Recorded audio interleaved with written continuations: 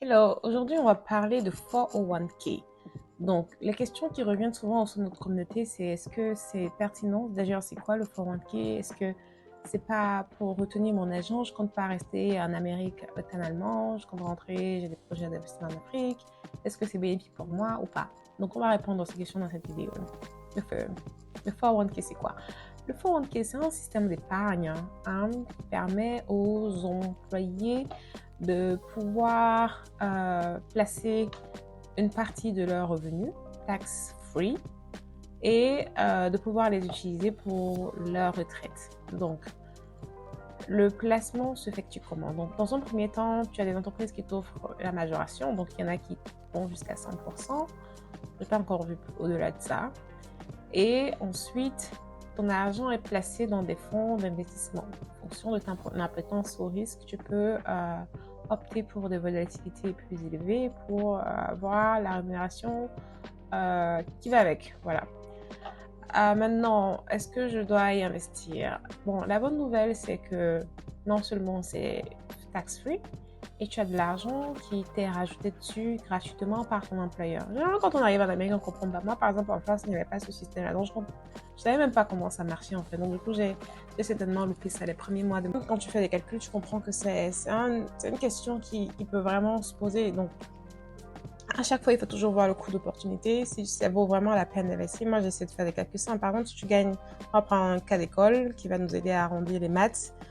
Si tu gagnes 10 000 dollars par mois et que tu dois verser 10% dans ton 401k, ça te fait 1000 dollars par mois. L'employeur, il majore 1000 dollars par mois. Et tout ça est placé dans un compte sur un fonds d'investissement qui peut te générer 10%. Ça peut aller même jusqu'à 20%. On a vu des taux de rentabilité un peu délirants pendant le Covid notamment. Donc, quand tu regardes ça, tu compares avec celui qui va actuellement retirer cet argent de son compte. Donc, ça va lui faire quoi? Ça va lui faire à peu près en net, au lieu d'avoir les 1000 euros déposés dans son compte, ça va lui faire 600 dollars à peu près qu'il va avoir en cash en plus dans sa paye. Et pour pouvoir trouver un investissement qui va te donner la rémunération que le 401k t'offre, il faudra que cet investissement soit à peu près 300% de return. C'est rare de trouver. Ça existe certainement, mais c'est rare de trouver.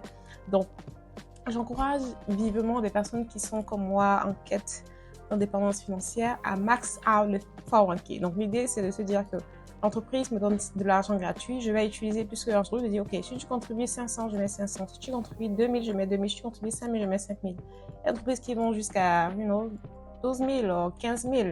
Là, le maximum pour le 401k en 2023, c'est autour de 22 500 pour une personne moins de 50 ans. Dessus, on te permet d'aller un peu plus au-dessus.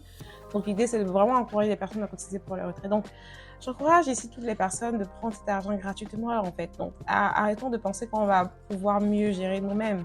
Ça ne t'exclut pas de pouvoir mettre de côté de l'argent ensuite de ton revenu pour tes projets personnels, mais au moins, c'est un peu une sorte d'argent gratuitement, en fait, qu'il faudra utiliser. Donc, j'encourage vraiment les personnes à le faire. Dis-moi ce que tu en penses. Dis-moi si tu investis toi déjà dans le 401k.